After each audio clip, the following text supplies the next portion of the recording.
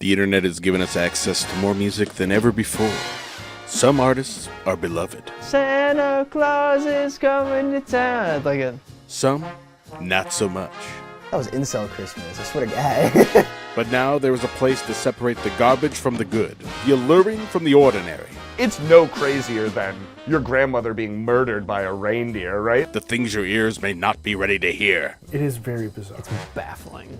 It's baffling. Hosted at the WINO studios in Anytown, USA. This is Z-Sides.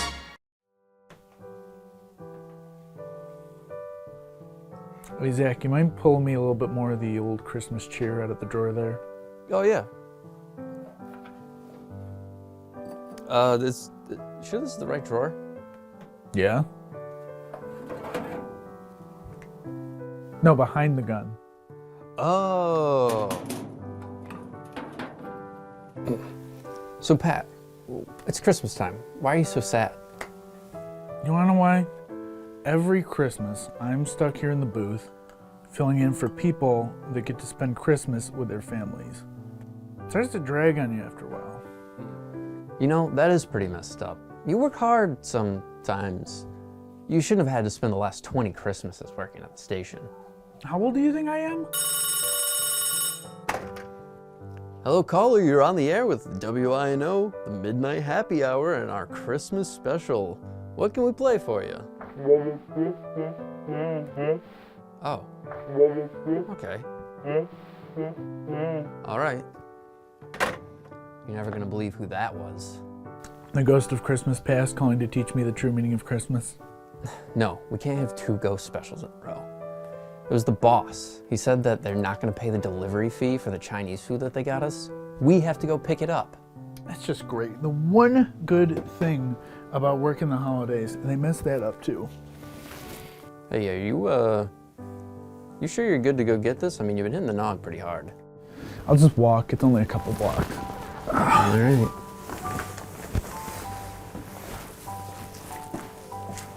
Man, Pat seems really bummed. I wonder if there's anything I can do. Merry Christmas! Merry Christmas. And welcome to the Z-Sides Christmas special. We're shaking things up a little bit, doing the format ever so slightly different. So we're doing individual songs this time. So we hit our friends with 6 different songs. Some of the artists they might know, but they probably don't know the song. And some of them are completely unknown artists and completely unknown Christmas songs. Yes. We did it this way because it feels a lot more, it fits the spirit a lot more than just going through a Christmas album. Yes, so we had talked about it. There's not really like Christmas artists. And if they are, it's like Gene Autry, like even, you know, Gene Autry or Bing Crosby or something like that. Like, you know, it's not as fun that way. It's like, we don't need to talk about them at length. And we're not going to mention, you know. It's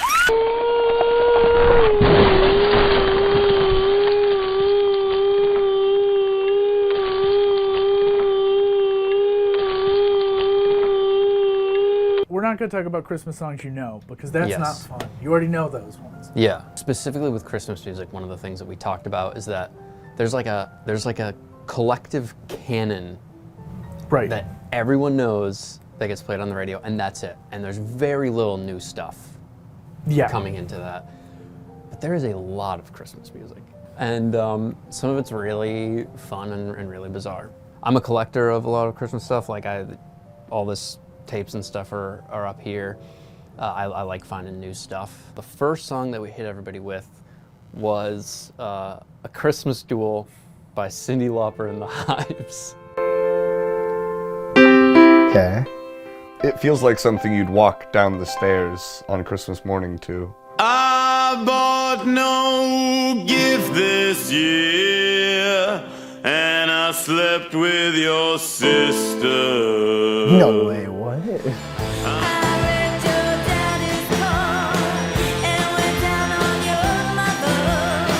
Definitely not radio friendly, that's for sure. We've all been there.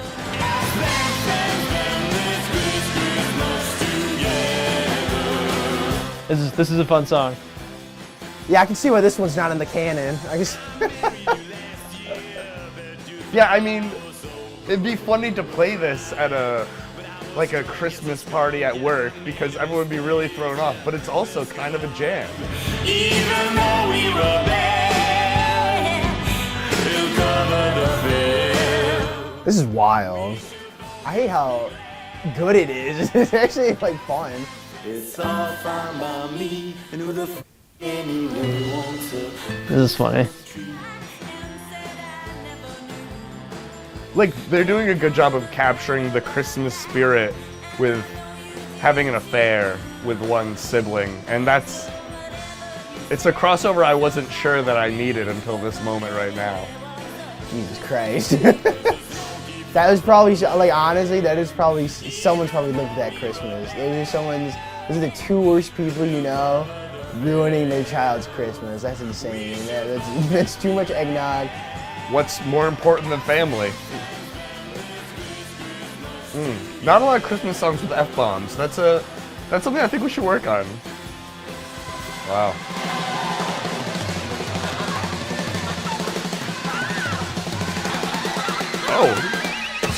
Oh. I loved the drum solo at the end. It's coming. Nah, I lost it. Round of applause for that one. That was great. Oh my God, like, it just kept getting worse. It's just like, oh my God.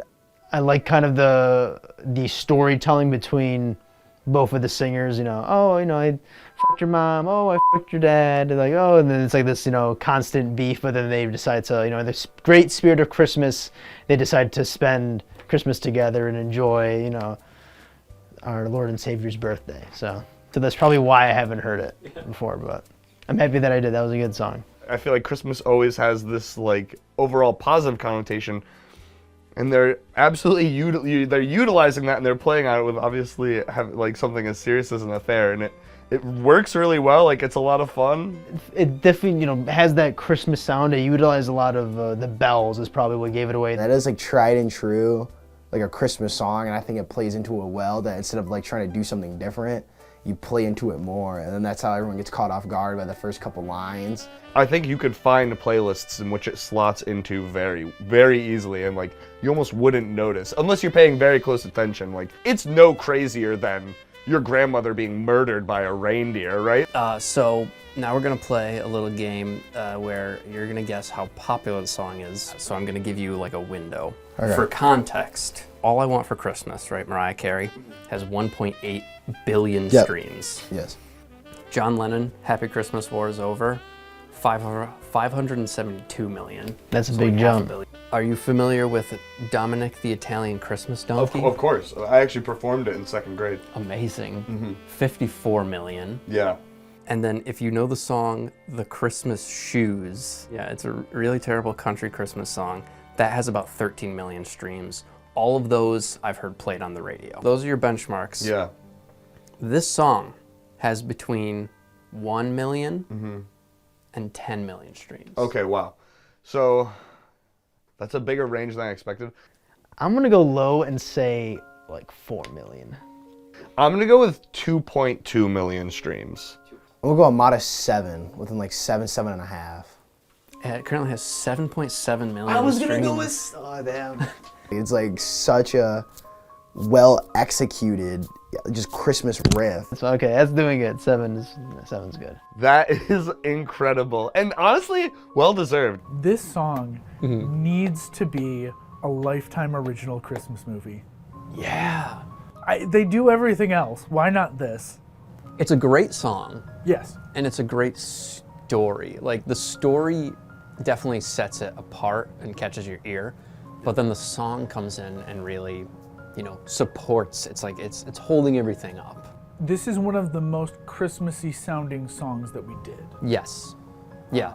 It's got that, I think where that comes from is like that Motown, like 60s Phil Spector produced Christmas stuff. It sounds like that.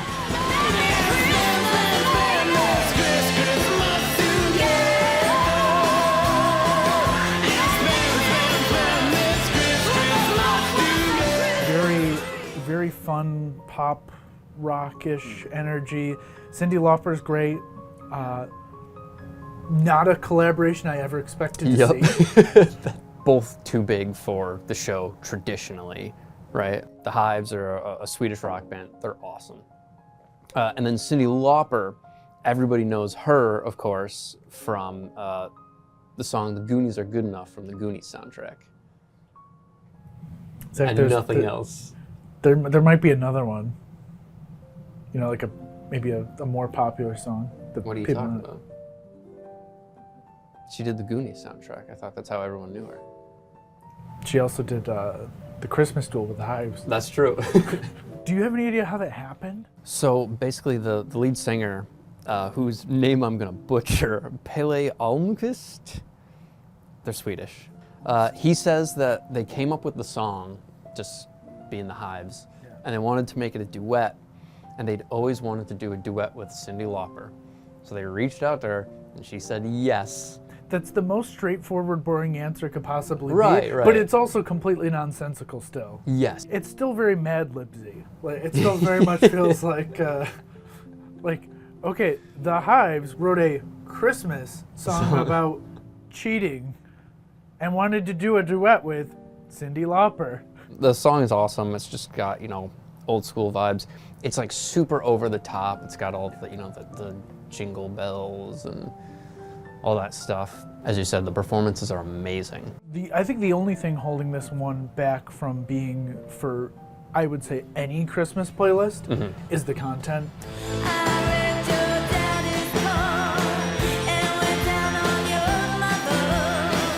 If your mom or kids are in the car, they might be a little it's a little dicey. And that's why this one won't be played on the radio. Yes. But I think it would fit perfectly at an adult Christmas party where there's a lot of boozing going on.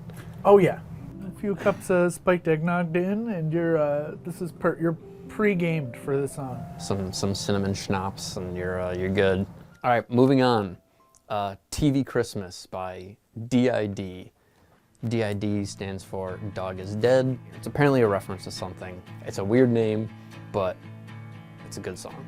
Of course I got the card you sent.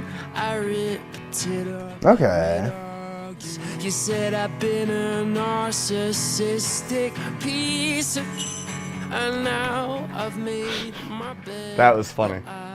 And it'll be a white Christmas, but baby, I'm white noise to you. Ew. As someone who's had Sad Boy Christmas, this is beautiful. Think about the girls I kissed, the eyes she cold, but I forget. Is he like gaslighting her? Is that what this is? Gaslighting Christmas?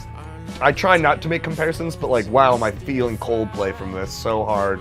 Or even a My Morning Jacket. And you've been a real tough cookie. You've been a killjoy. Okay. Definitely talking to an ex right now, or someone he's on the rocks with. Okay. I could listen to this year round. I don't think this is... It's a Christmas song, but it's similar to how Die Hard's a Christmas movie. It's a little fun. It's a little melancholy. It's a little. Oh, I didn't expect the brass to come in like that. That was beautiful. I feel like this would play definitely in one of those generic early 2010s Christmas movies. It's almost Hallmark-esque. This is at the end of the movie, like a weird Hallmark movie where you didn't kiss the girl on New Year's Eve or something like that, And then now they're on the out or whatever because of some stupid misunderstanding. I could see it, now they're walking through Christmas Town or whatever, getting reminded of each other. Okay. That was good too. I liked it. The first thing that comes to mind is it didn't feel as Christmassy as the other ones. I guess the bells is what gave it, Christmas feel again. I feel like if you took out the bells, you wouldn't really be able to tell too much that it's a Christmas song. It felt wintry, but it didn't feel Christmassy. I guess there are sad Christmas songs, I guess, but it plays more like the last one where they use a more Christmassy tune, and then they'll have some sad lyrics over it to play with like the juxtaposition. But that one, like, besides like I think like I don't want to say it was bells. It was gonna be chimes or like there's a certain riff that like only gave the vague sense of Christmas.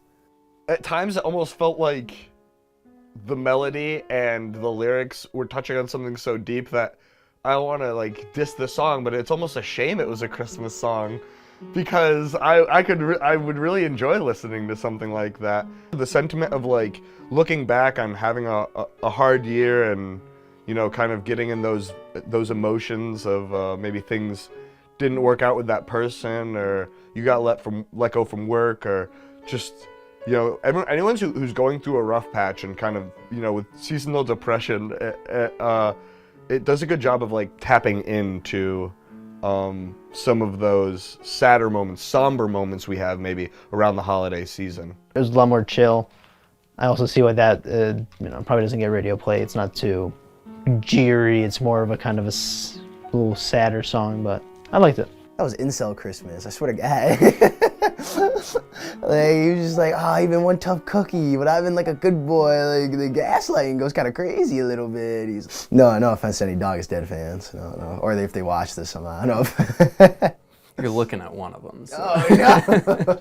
So like when you're even like around family, like still that lingering sense of like you can't really be satisfied. You know you should be, and you like suffer from the guilt of that. And I don't know, I feel like they really tapped into, you know, maybe sort of the cynic's perspective of Christmas and the Christmas season and the Christmas spirit. 1,000 streams to 1 million streams. In my head, even when I was listening to it, I was thinking like 600,000, and I'm gonna like, so I'm gonna say 627 just to put a number on it. I would say 130.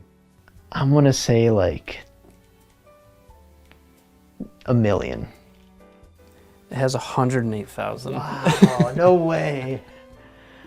That's crazy. It has 108,000. I'm not surprised. There's like a 2-week period in which that song is appropriate to listen to, and usually you're frolicking in the snow with family at that time anyways, right? TV Christmas is the sad boy song that some people need for their sad boy Christmas. Mm-hmm. Yeah, I mean, it's good. This is very, you know, anti-Christmas music, I think, in a lot of ways. That's what a lot of the Christmas music that I like is like, where it's like, hey, you know, when I was a kid, I loved Christmas. Christmas is a lot harder when you're 25 compared to when you're 5. Yeah. You know, you're dealing with some things, especially this is, you know, very much about like heartbreak around Christmas time. Probably something that a lot of people experience. I will say this is probably in my top 5 favorite Christmas songs. It's really, really good, really well produced, well thought out. I love the story. It gives me a picture of a young man sitting down with like a hungry man, frozen TV dinner. You know, just like TV Christmas, like it evokes that. You know, you're sitting alone on your couch with your hungry man in your lap. You're eating their, you know, Salisbury amalgamation of chicken patty, and the corn is still cold in the dead center, and you're watching, you know, Christmas specials. You know, it's not necessarily happy, but like sometimes you need those moments of solitude. It feels like a very bizarre like core memory. I have a story, actually. I didn't think about this. Okay. So this reminds me, and this might get completely cut. We'll see how much we talk. The closest thing I have to this memory is when I moved to Albany for work for a little over a year. Doxed. When I moved to New York, apartment 49 to... Send packages to that address. I was working Christmas, so I couldn't go home for Christmas. And family that I live with were not able, they were here spending it with extended family. So I was alone on Christmas, you know, which it happens. I also was working from 3 a.m. till noon, I want to say. So noon, I'm out of work. I've got, you know, 8 hours at least until bed because I had to get up early again the next day. My initial thought was, I was like, all right, I'm gonna get Chinese food. I'll call some family and check in. They end up being like 2-minute conversations because everyone has Christmas stuff they're doing. They don't want to talk to me. So my neighbor from the building next door was like, yeah, come celebrate Christmas with me and my family. And I'm like, you know what? I originally, like, he offered, and I was like, no, I don't think he will. He caught me again, and I was like, sure, I'll come celebrate Christmas with you. And that was a mistake. I walk in, so my building was kind of run down. His was bad. Okay. So at one point I went to use the bathroom, and there's no ceiling. Like, I can see up into the apartment above his. There's I can't describe the apparatus that was the bathtub. Like, the curtain was like kind of like clipped to boards in the ceiling and like draped into the tub. Yeah. And so I get there, and it's like I don't know, 11. Like I said, it's early. It's like noonish. He's like, here, have something to drink. Don't remember, but it was, some sort of liquor. And I'm like, a little early, and I don't know you that well, but okay. And then he's like, I've been aging this hash. Look, and I'm like, it's a Christmas hash, and his kids were there, and they're real rednecky, and they're like complaining about exes and baby daddy drama and Christmas, and he's like yelling at them like, we have a guest and you're doing this, and I'm like, thank you so much for having me here to celebrate Christmas, and breaking out the food, and it's like, it's like a science project. It was a ham that had been like so heavily glazed that like one side had turned into like rock candy, and then the other side was like a Spam more than a ham. Oh no. And there was some other guy there that was just rolling joints the whole time. I don't know how. I think he was just a friend, but he was just there, and he was just a strange old man just rolling joints in the corner. And I wasn't there for very long. What a wonderful Christmas. That was my TV Christmas. Everyone has a TV Christmas. And that's the good thing about this song. Comment below your TV Christmas. Everyone share your TV Christmas We want to with hear us, your please. TV Christmas. So yeah, that's the good thing about the song, is that when you need to feel that sense of everyone has an alone Christmas, sometimes it's there. Yeah. But it's not a playlist Christmas song. Yeah, I'm never going to play that at a party. I'm listening to that like on my own, like if I'm doing something around the house, maybe that will come in my playlist, or I'm driving or whatever. Like, it's one that I will always listen to every year around Christmas time. So Dog is Dead, they're from Nottingham, England. Nottingham? They started around 2009 with a self-recorded EP, and then in like 2010, 2011, there was a lot of hype around them. But yeah, 2010, 2011, they were on tour supporting OK Go. Wow. Yeah. In 2010. That was a big deal. Yeah, so that's what I'm saying, real stuff. There's a small band, they have about like 16K monthly listeners at the moment. Their big like claim to fame, they have like the closing song in season 5 of a British show called Skins. Song is called the Glockenspiel song.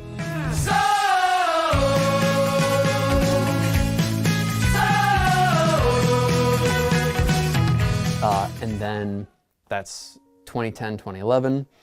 All of the information about them stops in like 2014. That's when they abbreviate their name. This song came out in 2015. They have an album in 2016, and it's like the only thing left on Spotify. Like, their earlier stuff isn't really up there. They're like a pretty good band. I've gone through and I've listened to more of their stuff. Their songs are pretty catchy. Like, they know how to find hooks.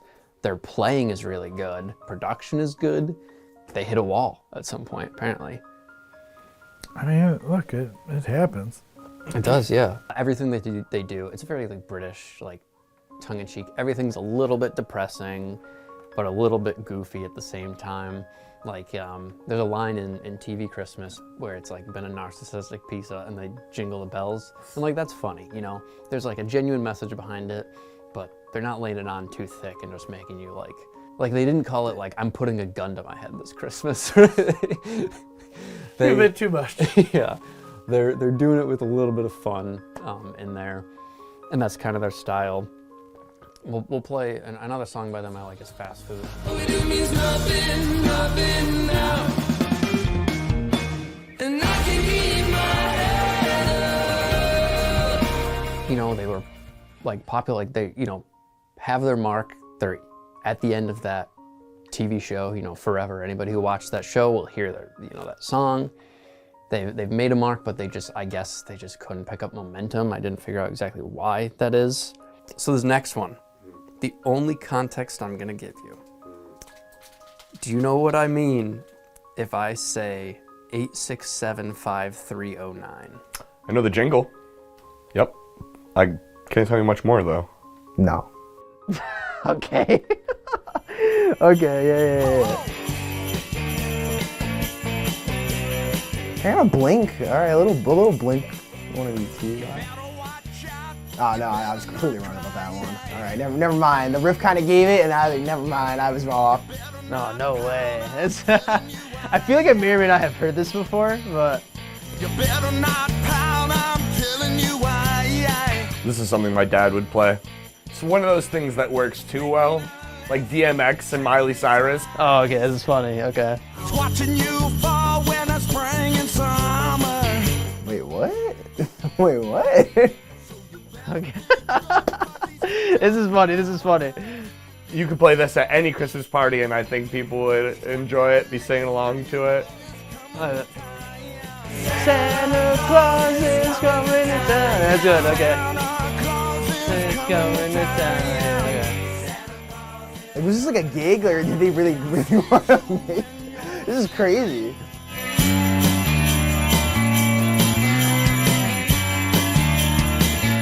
Oh my god, these damn fucking bells. Oh my god.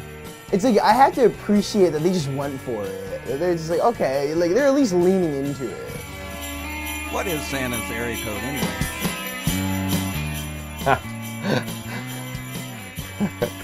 That was funny. That was good. Oh. I didn't see that coming either. That was great. Santa Claus is coming to town. It's like a. There's something really rewarding about the simplicity of this. That was great.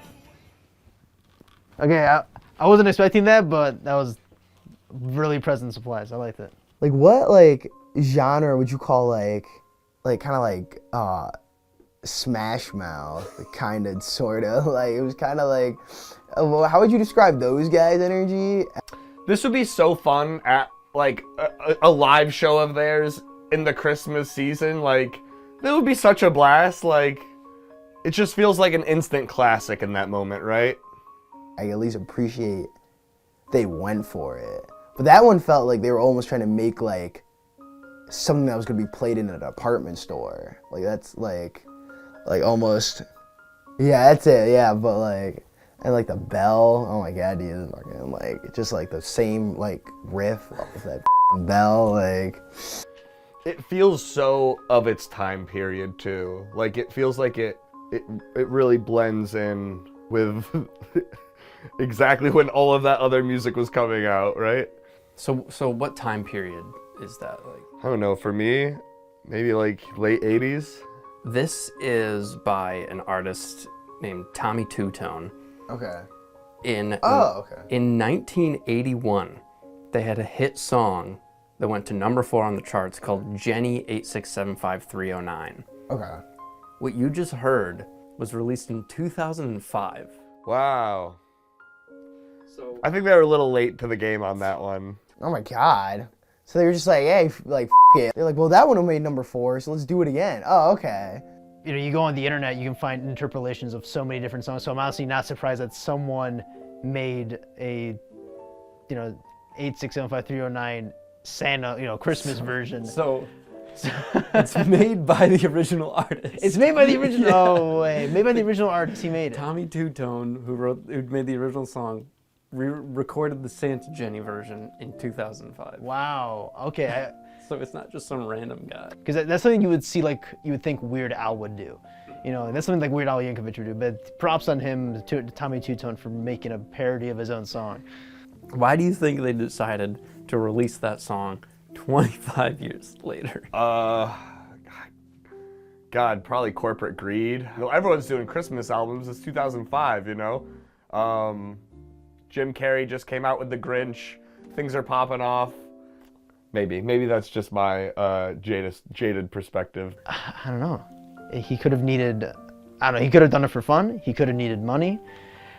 Someone could have just been like, floated the idea or something, but I'm gonna say he did it for fun. That's what I'm gonna say. Talk about weird. What about Santa Jenny? Santa Jenny is weird. So, I mean, it seems simple enough, right? Everybody knows the classic song, Jenny, 8675309. Band was led by Tommy Heath, Tommy Tutone, and a guy named Jim Keller. They go to number 4 in 81, band breaks up in 83. Fast forward to 94, Tommy Heath returns under the Tommy Tutone name, and he's basically just using that for his solo stuff now. It's easier for him to do that as Tommy. Yes. As yes, the yes, Tommy yes. of Tommy Tutone. But this song comes out decades later. Like, I would understand if the song came out in 81, like literally the Star Wars holiday special, right? Yeah. Star Wars comes out in 77 in, I want to say the summer. Yeah. And winter of 77, I believe, or 78, Star Wars holiday special is this giant piece of garbage that they put out to fill time. But this is decades later. And the thing is that the recording quality on Santa Jenny is worse than it was in 1981.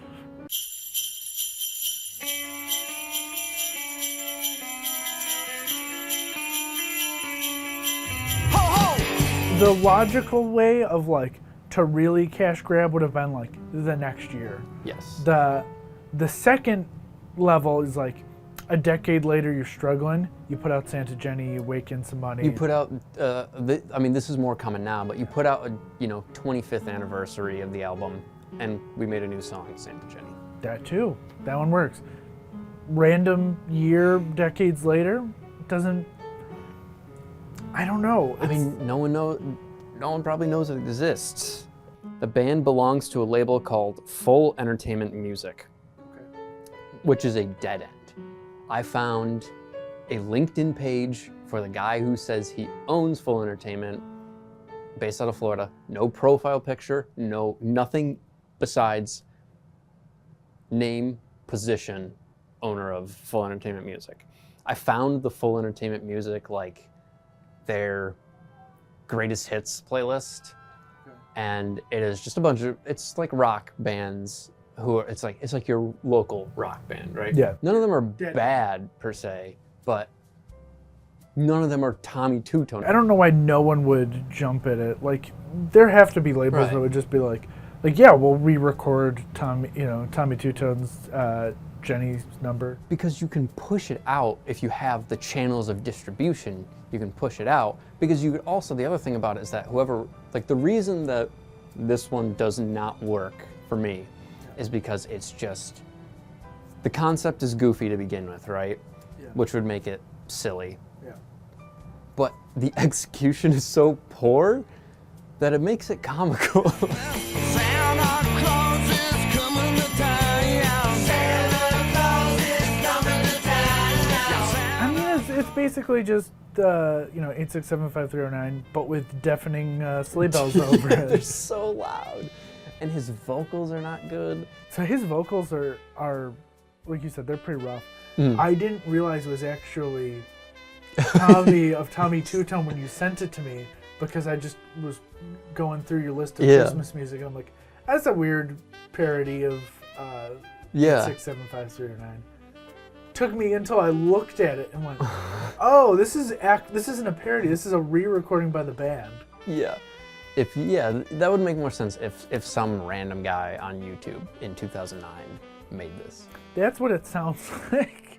But if Capitol Records produced this, you could hide some of that and then push it out, and you would make some sort of flip on it. You know, it's like a Bela Lugosi, Ed Wood thing, like someone with a name who I guess is washed up. I mean, I don't know enough about Tommy Tutone to know if he was washed up, if he was doing anything really. 2009 wasn't that long ago. I would remember if Tommy Tutones was back on the charts secretly. I can't find anything, by the way, on this song.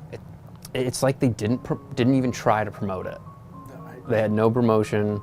They just released it, and a few people found it somehow. Which is crazy, because if you make this song, this is a song that you make as like it's a Christmas cash grab, but we're gonna pump it out to all the radio stations and they'll play it for one Christmas season. Because that's the thing, is if you heard this on the mashup of Christmas music, it fits in. It's not like, again, like you said, there's some production issues for sure. Yeah. But it wouldn't stand out as like, what is this? You'd go like, oh, weird, they made a Santa version of 8675309. Yeah. And you'd have a chuckle about it. And that would be the interaction with that song for 99% of people. Yes. Yeah, but now you're in the situation where it's like, why does this exist? What purpose does it serve besides,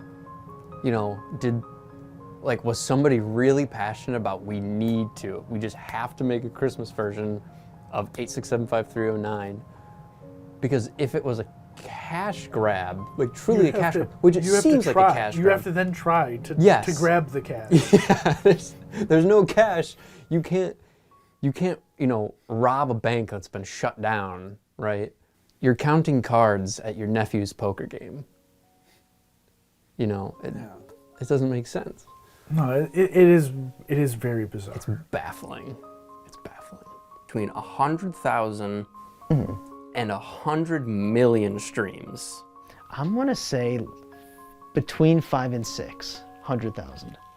I'm gonna lean more on, I'm gonna lean, I guess, on the higher end, and I'm gonna go with 800,000 plays. I'm only gonna say 500,000. Okay, that's a pretty good guess. 311,000. Damn. 311,000.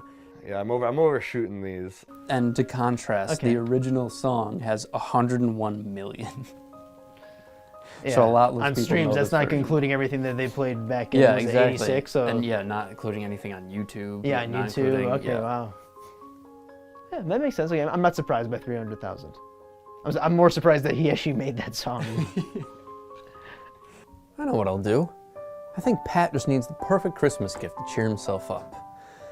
But what do you get for the man who has everything he could ever want? Maybe the answer's in one of these Christmas songs.